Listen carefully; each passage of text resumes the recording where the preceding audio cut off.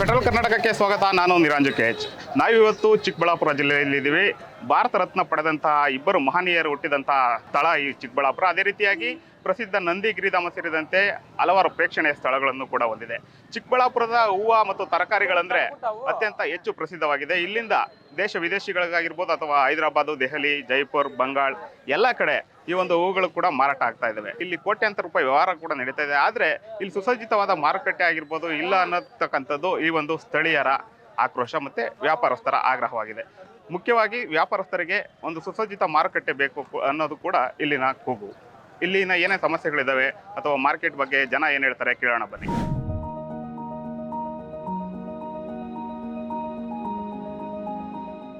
ದೇಶ ವಿದೇಶಗಳಲ್ಲಿ ತನ್ನ ಸುಗಂಧ ಪಸರಿಸಿರುವ ಚಿಕ್ಕಬಳ್ಳಾಪುರದ ಹೂಗಳಿಗೆ ತವರಲ್ಲೇ ನೆಲೆಯಿಲ್ಲದಂತಾಗಿದೆ. ಮದುವೆ, ಹಬ್ಬ, ಪ್ರೇಮಿಗಳ ದಿನ ಹೀಗೆ ಯಾವುದೇ ಶುಭ ಸಮಾರಂಭವಿರಲಿ ಎಲ್ಲರಿಗೂ ಚಿಕ್ಕಬಳ್ಳಾಪುರದ ಹೂವೇ ಬೇಕು. ಆದರೆ ಈ ಹೂಗಳನ್ನು ಬೆಳೆಸುವ ರೈತ ಮತ್ತು ಮಾರುವ ವರ್ತಕನ ಬದುಕು ಮಾತ್ರ ಇಂದು ಧೂಳು ಮತ್ತು ಕೆಸರಿನಲ್ಲಿ ತೊಯ್ದು ಹೋಗಿದೆ. ಸರ್, ಹೂವು ತುಂಬ ಕರ್ನಾಟಕದಲ್ಲಿ ಚಿಕ್ಕಬಳ್ಳಾಪುರ ಅಂತ ಫೇಮಸ್ ಮಾರ್ಕೆಟು. ಸೊ ಇಲ್ಲಿ ಕೋಟಾನುಗಟ್ಟಲೆ ವ್ಯವಹಾರ ಆಗುತ್ತೆ. ಜೊತೆಗೆ ನಮಗೆ ಟನ್ಗಟ್ಟಲೆ ದಿನ ಒಂದು 40 to 60 ಟನ್ವರೆಗೂ ಹೂವು ಸಪ್ಲೈ ಇದೆ. ಇವಾಗ ಸ್ವಲ್ಪ ಅರೈವಲ್ಸ್ ಕಮ್ಮಿ ಇದೆ, ಬಿಸಿಲು ಸ್ಟಾರ್ಟ್ ಆಗಿದೆ. ಸೊ ಇಡೀ ಕರ್ನಾಟಕದಲ್ಲಿ ದೊಡ್ಡ ಮಾರ್ಕೆಟ್ ಅಂದರೆ ಚಿಕ್ಕಬಳ್ಳಾಪುರ. ಸೊ ಇವಾಗ ನಮಗೆ ಇಲ್ಲಿ ಏನಂದರೆ ಕ್ವಾಲಿಟಿಯಲ್ಲಿ ನಂಬರ್ 1 ಇದೆ. ಸೊ ಎಕ್ಸ್ಪೋರ್ಟ್ಗೆ ಆಗಲಿ, ನಮ್ಮ ಲೋಕಲ್ ಇಂಡಿಯಾ ವೈಸ್ ಎಲ್ಲ ಕೋಲ್ಕತ್ತಾ ಇರ್ಬೋದು, ಡೆಲ್ಲಿ ಇರ್ಬೋದು, ಪ್ರತಿಯೊಂದು ಕಾರ್ನರ್ಗೂ ನಮ್ಮ ಹೂವು ತಲುಪ್ತಾ ಇದೆ.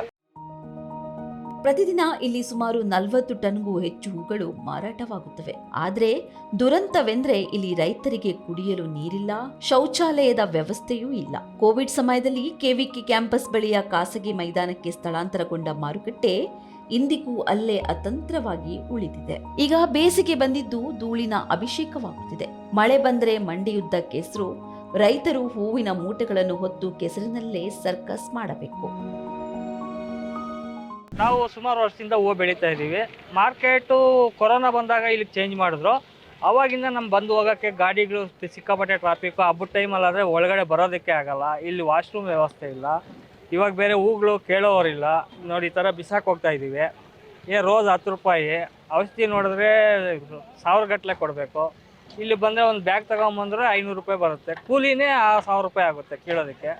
ಈ ಥರ ಎಲ್ಲ ಪರಿಸ್ಥಿತಿ ಇದೆ ಸರ್ ನಮ್ದು.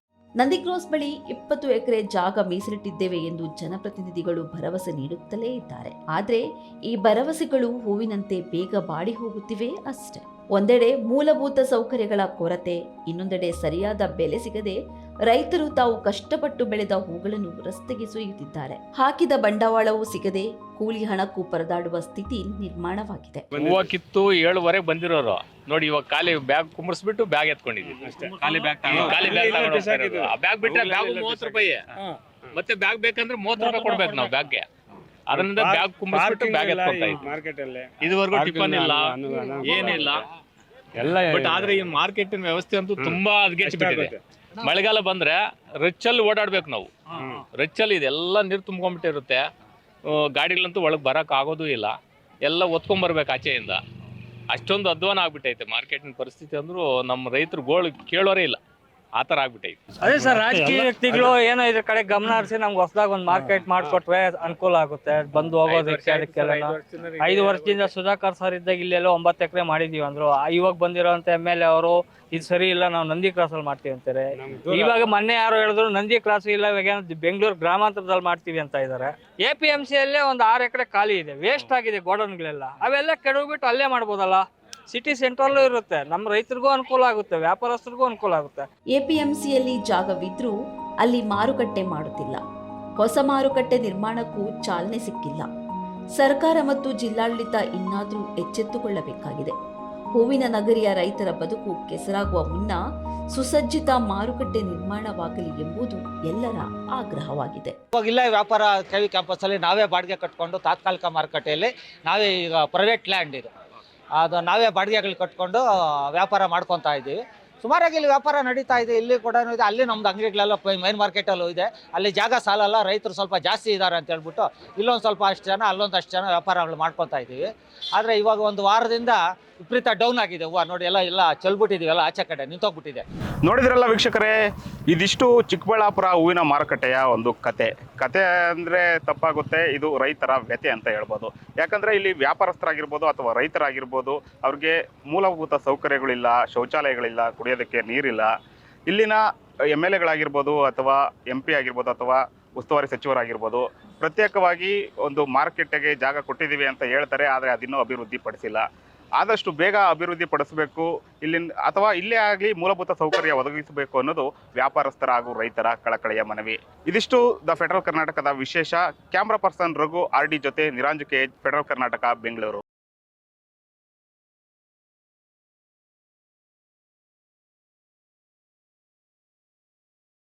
ಹೆಚ್ಚಿನ ಸುದ್ದಿ ಅಪ್ಡೇಟ್ಗೆ ಈಗಲೇ the federal Karnataka YouTube page ಅನ್ನು ಸಬ್ಸ್ಕ್ರೈಬ್ ಮಾಡಿ.